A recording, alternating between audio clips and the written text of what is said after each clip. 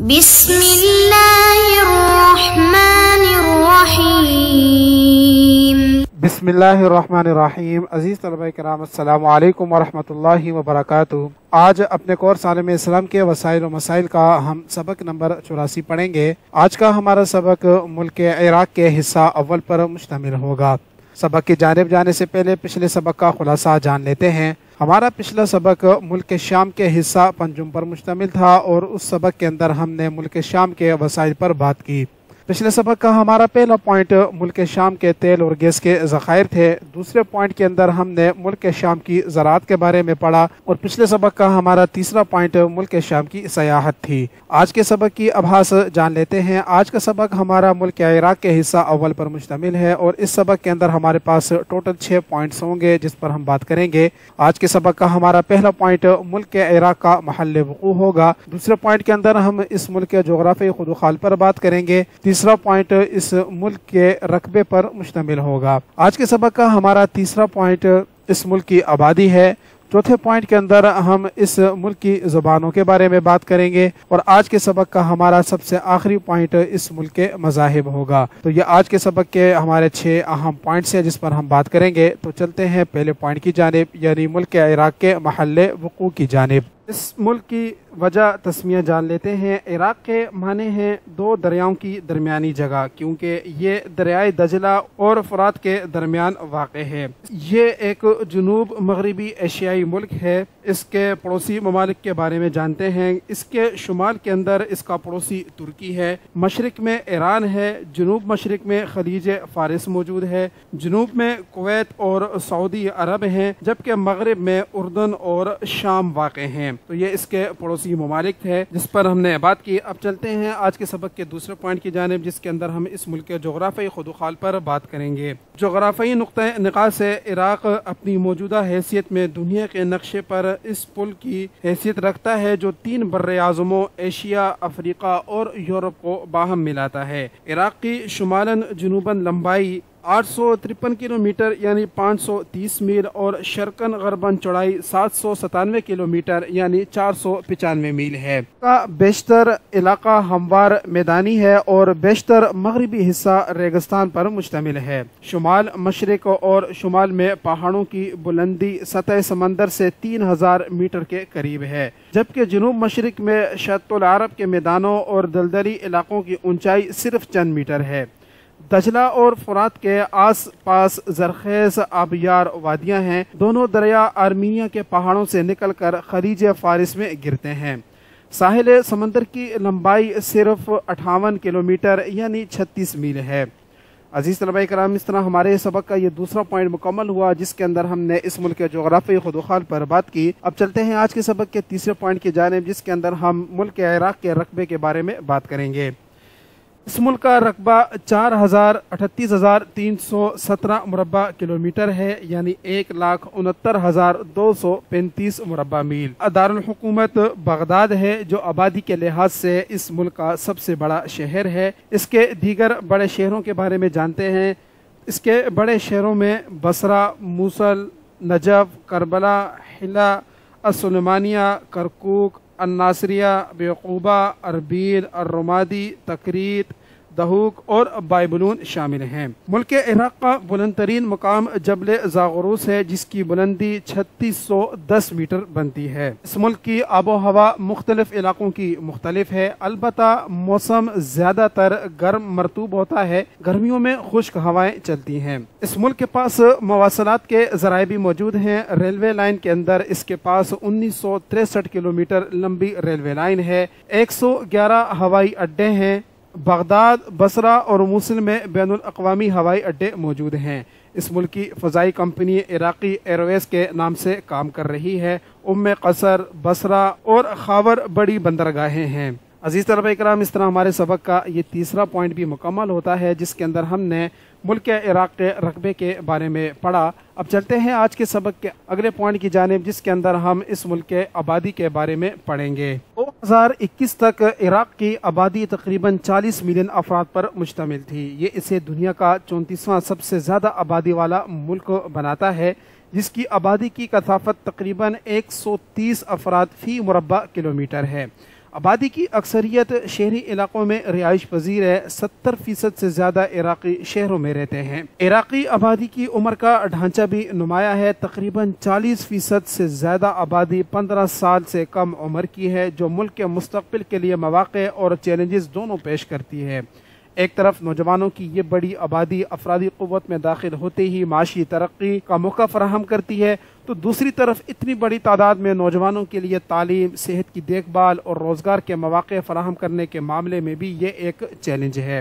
عراق میں بلند شرح پیدائش نے نوجوانوں کی اس بڑی آبادی میں حصہ ڈالا ہے۔ عراق میں کل شرح پیدائش فی عورت تقریباً 4.1 بچے ہیں، جو کہ عالمی اوسط 2.5 بچے فی عورت سے نمایاں طور پر زیادہ ہے۔ اس اعلیٰ شرح پیدائش نے آبادی میں تیزی سے اضافہ کیا اور وسائل جیسے کہ رہائش، تعلیم اور صحت کی دیکھ بھال پر دباؤ ڈالا ہے۔ صحت کے اشاریوں کے لحاظ سے عراقی آبادی نے حالیہ برسوں میں نمایاں ترقی کی ہے۔ نوزائیدہ بچوں کی اموات کی شرح 1990 کی دہائی میں 1000 زندہ پیدائشوں میں سے 100 سے زیادہ اموات سے کم ہو کر آج 1000 زندہ پیدائشوں میں سے 25 اموات تک پہنچ گئی ہے۔ 5 سال سے کم عمر کی اموات کی شرح میں بھی نمایاں کمی آئی ہے۔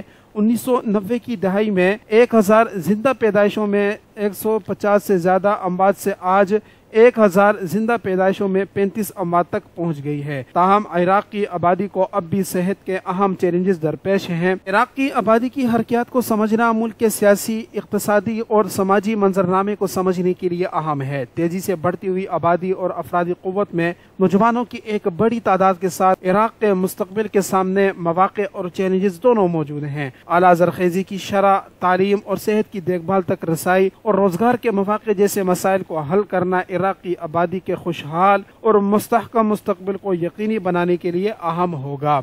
عزیز طلباء کرام، اس طرح ہمارے سبق کا یہ چوتھا پوائنٹ بھی مکمل ہوا، جس کے اندر ہم نے اس ملک کی آبادی پر بات کی۔ اب چلتے ہیں آج کے سبق کے اگلے پوائنٹ کے اندر، جس کے اندر ہم اس ملک کے اندر بولے جانے والی زبانوں کے بارے میں جانیں گے۔ عراق ایک کثیر اللسانی ملک ہے، جس میں عربی سرکاری زبان کے طور پر خدمات انجام دے رہی ہے، اور کرد، آشوری، نو آرامک اور کلیڈین نو آرامک کو علاقائی زبانوں کے طور پر تسلیم کیا جاتا ہے۔ عربی عراق میں سب سے زیادہ بولی جانے والی زبان ہے، تقریباً 92% آبادی اسے اپنی پہلی زبان کے طور پر استعمال کرتی ہے۔ عربی اسکولوں میں تعلیم کی زبان بھی ہے اور سرکاری قانونی دستاویزات میں استعمال ہوتی ہے۔ عراق میں بولی جانے والی بولی کو عراقی عربی کے نام سے جانا جاتا ہے، جس میں کچھ مخصوص خصوصیات ہیں جو اسے دیگر عربی بولیوں سے ممتاز کرتی ہیں۔ کردش عراق میں دوسری سب سے زیادہ بولی جانے والی زبان ہے، جس میں تقریباً 15% آبادی اسے اب دوسری زبان کے طور پر بولتی ہے۔ کردش ایک مشرقی کرد بولی ہے، جسے کرمانجی یک شمالی کرد کے نام سے جانا جاتا ہے۔ یہ لاطینی حروف تہجی کا استعمال کرتے ہوئے لکھا گیا ہے، جو سلطنت عثمانیہ کے دوران متعارف کرایا گیا تھا۔ عراق میں سرکاری زبان کے طور پر کرد کا استعمال ایک متنازع مسئلہ رہا ہے، جس میں کچھ لوگوں کا کہنا ہے کہ اسے عربی کے ساتھ تسلیم کیا جانا چاہیے۔ عراق میں متعدد زبانوں کے استعمال نے لسانی تنوع اور ثقافتی فراوانی کو جنم دیا ہے، لیکن اس نے مواصلات اور تعلیم کے لیے چیلنجز بھی پیش کیے ہیں۔ کرد اور آرامی رسم الخط میں معیاری کاری کی کمی نے ان زبانوں کے لیے سرکاری صلاحیتوں میں استعمال کرنا مشکل بنا دیا ہے، جبکہ تدریسی زبان کے طور پر عربی کا غلبہ کچھ طالب علموں کو تعلیمی تصورات کو سیکھنے کے لیے جدوجہد کرنے کا باعث بنا ہے۔ عراق کے لسانی منظرنامے کو سمجھنا ملک کے ثقافتی ورثے اور سماجی حرکیات کو سمجھنے کے لیے بہت ضروری ہے۔ علاقائی زبانوں کی پہچان اور فروغ جیسے کرد، آشوری، نو آرامک اور کلیڈین نو آرامک ثقافتی ورثے کو محفوظ رکھنے اور متنوع کمیونٹیز کے درمیان سماجی ہم آہنگی کو فروغ دینے میں مدد کر سکتے ہیں۔ تاہم اسکرپٹ کی معیاری کاری اور دو لسانی تعلیم کے فروغ جیسے مسائل کو حل کرنا اس بات کو یقینی بنانے کے لیے اہم ہوگا کہ تمام عراقیوں کو تعلیم تک مساوی رسائی اور سماجی نقل و حرکت کے مواقع میسر ہوں۔ عزیز طلباء کرام، ہمارے سبق کا یہ پوائنٹ بھی مکمل ہوا، جس کے اندر ہم نے ملک کے عراق کے اندر بولے جانے والی زبانوں پر بحث کی۔ اب چلتے ہیں آج کے سبق کے اگلے پوائنٹ کی جانب، جس کے اندر ہم اس ملک کے مذاہب کے بارے میں جانیں گے۔ عراق مذہب کے لحاظ سے ایک متنوع ملک ہے، جہاں اسلام غالب مذہب ہے۔ اس کے علاوہ عیسائیت، یزیدیت کو اقلیتی مذاہب کے طور پر تسلیم کیا جاتا ہے۔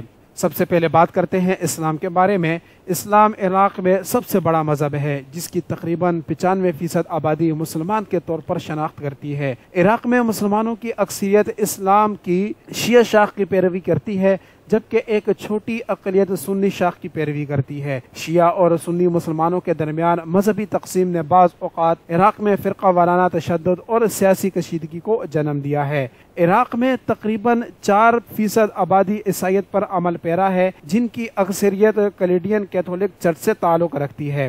عراق میں عیسائیت کی ایک طویل تاریخ ہے جو رسولوں کے زمانے سے ملتی ہے۔ عراق میں عیسائی برادری کو حالیہ برسوں میں فرقہ وارانہ تشدد اور تنازعات کی وجہ سے ظلم و ستم اور نقل مکانی کا سامنا کرنا پڑا ہے، جس کی وجہ سے اس کی آبادی میں نمایاں کمی واقع ہوئی ہے۔ یزیدیت ایک اور عراقی مذہب ہے اور یہ توحیدی مذہب ہے جس کی ابتدا 11ویں صدی کے دوران شمالی عراق میں ہوئی۔ یزیدی ایک ہی دیوتا کی پوجا کرتے ہیں جسے ملک طاؤس یا میور فرشتہ کہا جاتا ہے۔ یزیدیت ایک چھوٹا مذہب ہے جس کے پیروکار عراق اور پڑوسی ممالک میں 60,000 کے قریب ہیں۔ یزیدی برادری کو حالیہ برسوں میں شدت پسندوں کے ہاتھوں ظلم و ستم اور نسل کشی کا سامنا کرنا پڑا ہے، جس کے نتیجے میں کافی جانی نقصان اور نقل مکانی ہوئی ہے۔ عراق کے مذہبی منظرنامے کی تشکیل تاریخی واقعات سے ہوئی ہے، جیسے کہ فارسیوں، عربوں، عثمانیوں اور برطانویوں سمیت مختلف سلطنتوں کی فتح۔